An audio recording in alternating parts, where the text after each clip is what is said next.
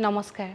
সৰু সৰু কিন্তু ভয় লগা কিছু ভৌতিক ঘটনালৈ প্ৰত্যেক দিনাখনৰ দৰে মই ঝৰ্ণা আহিছোঁ আপোনালোকৰ কাষলৈ আৰু আজি লৈ আহিছোঁ গোৱালপাৰাৰ পৰা মফিদুল ইছলামে লিখি পঠিওৱা এক বৰ শিহৰণকাৰী অভিজ্ঞতা এই অভিজ্ঞতা আপোনালোকৰ আগত ব্যক্ত কৰাৰ আগতে অনুৰোধ কৰিছোঁ যদিহে আপুনি মোৰ ইউটিউব চেনেলটো এতিয়া সাবস্ক্ৰাইব কৰা নাই যদি বেয়া নাপায় সাবস্ক্ৰাইব কৰি থব ইনষ্টাগ্ৰামত থকা একাউণ্টটো ফলো কৰিবলৈ নাপাহৰিব আৰু ফেচবুকৰ পেজখনো যদি পাৰে ফলো কৰি থব এতিয়া আগবাঢ়ো মফিদুলৰ অভিজ্ঞতাৰ ফালে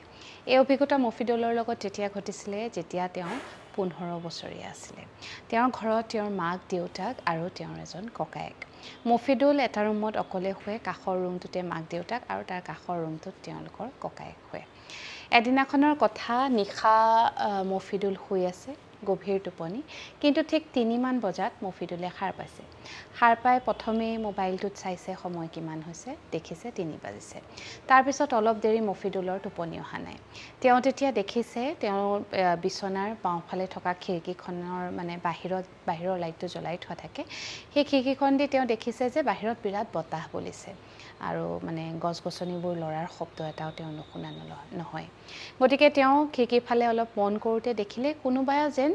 দৌৰি খিৰিকীখন পাৰ হৈ গৈছে মফিদুল অলপ মানে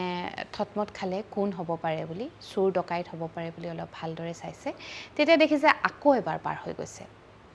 তাৰ পিছত মফিদুলে ভাবিলে হয়তো বতাহ বেছি বলি থকাৰ কাৰণে গছৰ ডালবোৰ মানে ইফাল সিফাল কৰিছে আৰু সেয়েহে মফিদুলে অনুভৱ কৰিছে যেন কোনোবা পাৰ হৈ গৈছে সেই বুলি বৰ বিশেষ নাভাবি তেওঁ শুবলৈ চেষ্টা কৰিলে বহুত চেষ্টা কৰাৰ পিছতো পিছে মফিদুলৰ টোপনি অহা নাই তথাপিতো তেওঁ চকুহাল মুদি শুবলৈ চেষ্টা কৰিছে ওপৰলৈ মূৰ কৰি আছে মফিদুলৰ যিখন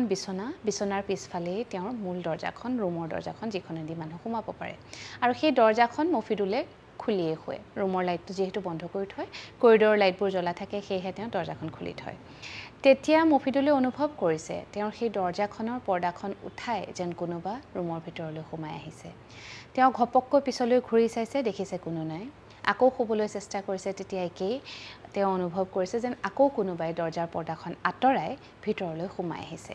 এবাৰ তেওঁ চাওঁতে দেখিছে তেওঁৰ ককায়েকৰ নিচিনা এটা অবয়ব কিন্তু ককায়েকৰ মুখখন তেওঁ ধৰিব পৰা নাই এবাৰ ককায়েকৰ নাম লৈ তেওঁ মাতিছেও দাদা নেকি বুলি কোনেও উত্তৰ পিছে দিয়া নাই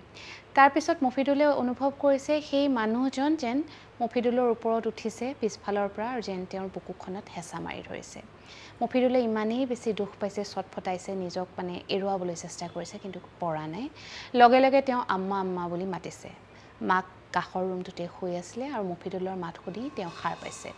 ৰুমৰ পৰাই মাকে কৈছে কি হ'ল বাবা কি হ'ল বুলি লগে লগে তেওঁ নিজৰ ৰুমৰ লাইটটো জ্বলাই দিছে আৰু আচৰিত ধৰণে মফিদুলৰ মাকে ৰুমৰ লাইটটো জ্বলাই দিয়াৰ লগে লগে যিজন মানুহে মফিদুলক হেঁচা মাৰি ধৰিছিলে মানুহজন আকৌ তেওঁৰ ৰুমৰ দৰজাখনেদি বাহিৰলৈ ওলাই গৈছে লগে লগে মাক সোমাই আহিছে আৰু তেতিয়া মফিদুল ঘামি জামি অৱস্থা নাই মাকে সুধিছে কি হ'ল কিবা বেয়া সপোন দেখিলে নেকি তেতিয়া মফিদুলে কৈছে যে নহয় মোক কোনোবাই এনেকৈ হেঁচা মাৰি ধৰিছিলে দাদা ক'ত আছে দাদাৰ নিচিনা কোনোবা এজন অহা দেখিলোঁ তেতিয়া মাকে কৈছে হ'বই নোৱাৰে সিটো নিজৰ ৰুমত শুই আছে আৰু সি শুলে সদায় দৰজা বন্ধ কৰি শুৱে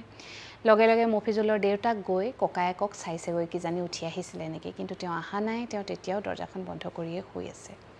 সেই নিশাটো মফিজুলৰ মাক দেউতাক আৰু ককায়েক পিছত দেউতাকে যেতিয়া উঠাই আনিলে ককায়েক চাৰিওজনে উজাগৰে কটালে নিশা নহয় তেতিয়া পুৱতি নিশাই হৈছিলে গতিকে ৰাতিপুৱা 6 মান বজালৈকে যেতিয়ালৈকে সম্পূৰ্ণ পোহৰ হোৱা নাই গোটেইকেইজনে উজাগৰে কটালে কাৰণ মফিজুলৰ অৱস্থা বিৰাটেই বেছি বেয়া সেই ঘটনাটো ঘটাৰ পিছত তেওঁ কপি জ্বৰ উঠিছে আৰু ভ্ৰম বোকা দি বকিছে বিৰাট ভয় খাইছে আৰু তাৰ পিছত বহু দিনলৈ মফিজুলে একেটা মানে অকলে এটা ৰুমত থাকিব নোৱাৰা হ'ল মাক দেউতাকৰ লগতে শুৱে কিন্তু এতিয়া লাহে লাহে আকৌ গোটেই পৰিৱেশটো নৰ্মেল হ'ল তাৰ পিছতো অৱশ্যে দুই এবাৰ সেই ঘটনা নঘটা নহয় মফিজুল আজিও মানে